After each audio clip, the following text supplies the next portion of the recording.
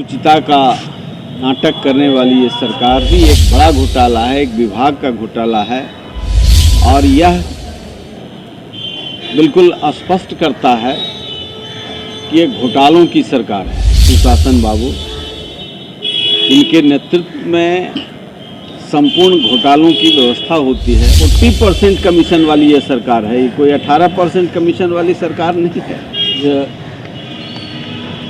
आप तमाम मीडिया के साथियों का सम्मान करते हुए कि विपरीत परिस्थितियों में भी गवर्नमेंट बिल्कुल अनडेमोक्रेटिक अप्रोच में है, जनता के पैसे का लूट हो रहा है। जनप्रतिनिधि का मतलब होता है कि आप जनता के जो टैक्स के, उनकी गाड़ी कमाई के टैक्स का पैसा है, उसका ईमानदारी से प्रबंधन करें, उनको सुख और शांति के लिए व्यवस्था प्रदान करें। लेकिन सुशासन की ये सरकार सुचिता का नाटक करने वाली ये सरकार इस तरीके से आकंठ भ्रष्टाचार में जुटा हुआ है। इसलिए हम बराबर, हमारी पार्टी अभी हाल में चिराग पासवान के नेतृत्व में, राष्ट्रीय अध्यक्ष के नेतृत्व में राजभवन मार्च किया और वहाँ राजभवन में ज्ञापन दिया गया कि यहाँ राष्ट्रपति शासन लगाई जाए। तो सृजन घोटाला जैसे हजारों करोड़ का घोटाला हुआ है, वहाँ पर आज एक छोटा सा ही, लेकिन यह भी एक बड़ा घोटाला है, एक विभाग का घोटाला है और यह बिल्कुल स्पष्ट करता है कि ये घोटालों की सरकार है। जो हरिश्चंद्र बाबू हैं, सुशासन बाबू, इनके नेतृत्व में संपूर्ण घोटालों की व्यवस्था होती है। इनके सारी योजनाओं में घोटाला इनबिल्ट है। तो आज एक प्रमाण के साथ जो कुछ लोगों ने, जो आरटीआई एक्टिविस्ट हैं, जो संवेदनशील हैं समाज के समस्याओं के प्रति, तो समाज कल्याण विभाग का एक बड़ा लूट, समाज कल्याण और इसमें लूट, तो कैसा कल्याण हरिश्चंद्र जी सुशासन बाबू करते हैं, इसका नमूना मिलेगा। वो भी मोबाइल खरीदी, मोबाइल की जो खरीदगी हुई है उसमें लगभग 73,780 मोबाइल खरीदा गया है। ये आंगनबाड़ी सेविकाओं को उपलब्ध कराया गया है ताकि हम चीज़ों को ट्रांसपेरेंट रखें, चीज़ों को सामने रखें। 73,780 आंगनबाड़ी सेविकाओं को ये उपलब्ध कराया गया है। तो जब इस मुद्दे को हम, इस सरकार को यदि खरीदगी करनी थी तो इसका टेंडर होना चाहिए था। इसने इसके पदाधिकारियों ने, इसके बड़े पदाधिकारियों ने इस 73,780 मोबाइल एक जाली कंपनी से किया, एक नकली फर्जी कंपनी बनाई गई और वहाँ 8,553 रुपये में वो खरीदी गई।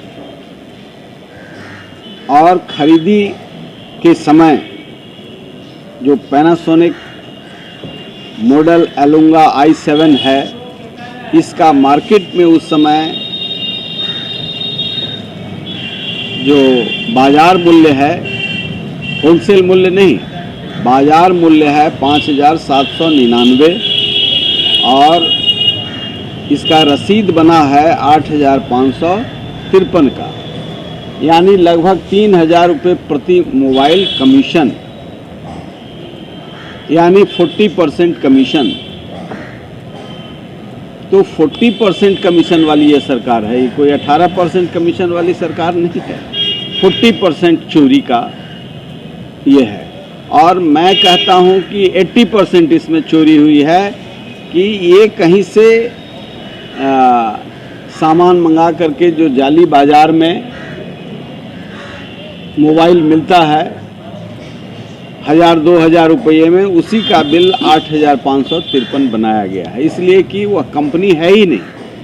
हम लोगों ने तहकीकात किया, जो नंबर उपलब्ध है वो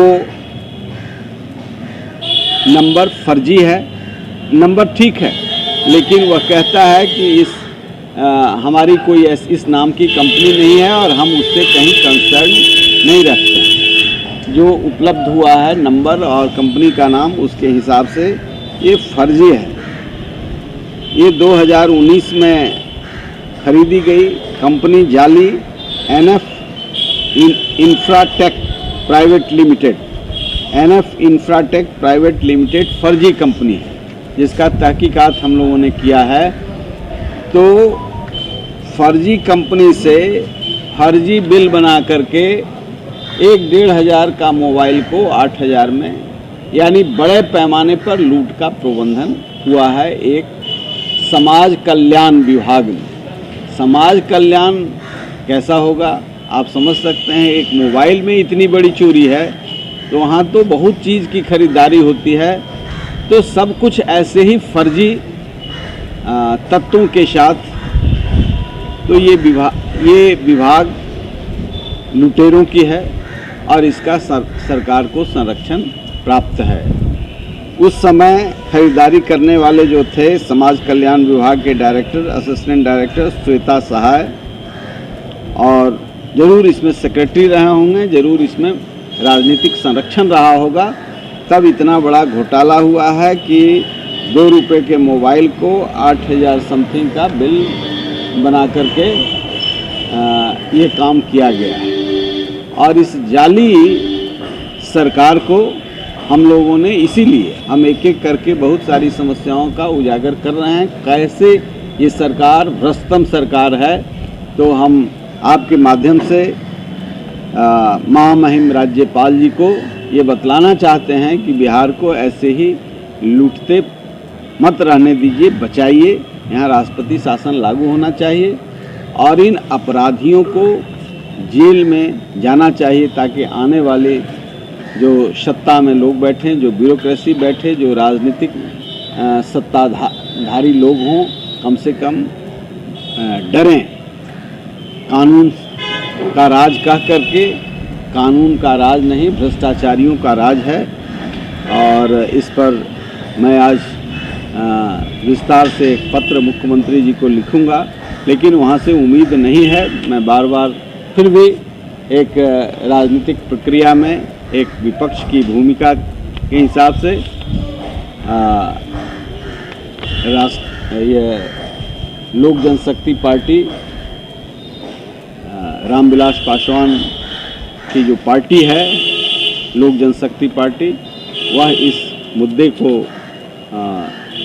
बिल्कुल इस बाहरी सरकार तक पहुंचाएगी और इसके लिए जो और भी प्रक्रिया होगी, हम इसमें कोर्ट में भी जाएंगे, न्यायालय में भी जाएंगे और इन आर्थिक अपराधियों को सज़ा दिलाने का प्रयास करेंगे।